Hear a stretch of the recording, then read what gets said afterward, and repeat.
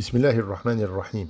Alhamdulillahi Rabbil Alamin. Wassalatu wassalamu ala ashrafil anbiya'i wal mursalin. Nabiyyina Muhammadin wa ala alihi wa sahbihi ajma'in.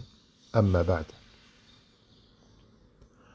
Est-il permis aux pèlerins de n'arriver à Arafat qu'après le coucher du soleil, le jour de Arafat et la veille du jour du sacrifice? Alors tout d'abord, il faut savoir que stationner à Arafat est le pilier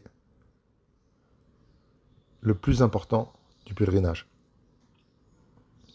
Et pour que le pèlerinage soit valable, il faut forcément stationner à Arafat. Le moment de la station à Arafat commence à partir du moment où le soleil quitte le zénith le 9e jour du mois de Dhul Hijjah. Et pour les personnes qui se trouvent à Arafat à ce moment-là, il est obligatoire d'y rester jusqu'au coucher du soleil.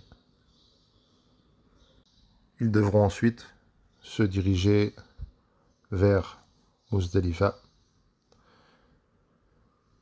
Et la question que certaines personnes posent est de savoir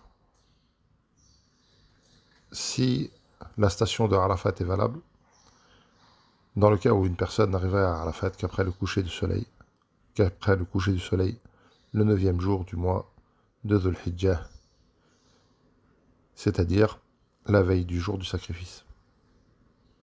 Il y a plusieurs hadiths qui sont mentionnés à ce sujet. Abdurrahman ibn Ya'mar rapporte que le messager d'Allah sallallahu alayhi wa sallam a dit: le Hajj est à Arafat, le Hajj est à Arafat, le Hajj est à Arafat.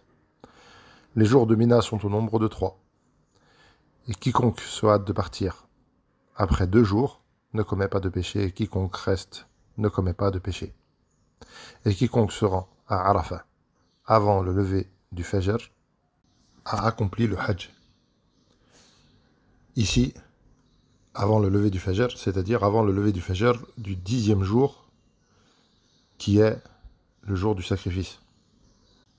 Dans un autre hadith, Urwa ibn Mudarris rapporte que le messager d'Allah sallallahu alayhi wa sallam a dit: quiconque a fait cette prière à Muzdalifa en même temps que nous, c'est-à-dire la prière du Fajr à Muzdalifa, le jour du sacrifice. Quiconque a fait cette prière à Muzdalifa en même temps que nous et a attendu avec nous jusqu'à ce que nous retournions à Mina et est resté à Arafat avant cela, de nuit ou de jour, aura accompli les actes prescrits pour le pèlerinage. Et ces 2 hadiths sont des hadiths authentiques. Donc si le pèlerin n'arrive à Arafat qu'après le coucher du soleil du jour de Arafat, c'est-à-dire la nuit du 9 au 10 du mois de Dhul Hijjah, qui est la veille du jour du sacrifice, eh bien, sa station à Arafat est valide. Wallahu a'lam.